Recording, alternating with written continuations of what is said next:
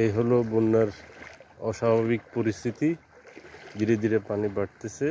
এটা আমাদের নোয়াখালী জেলার কবিরহাট উপজেলার কোম্পানিহাট থেকে দক্ষিণে যে রাস্তাটা, ফুল রাস্তা ভর্তি পানি।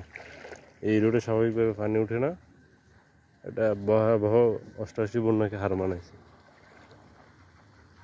সমস্ত এলাকা পানির নিচে, সমস্ত এলাকা পানির নিচে।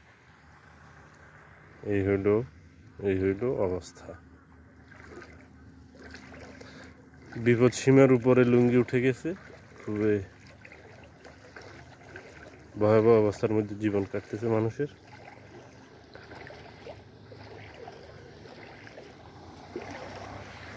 আরে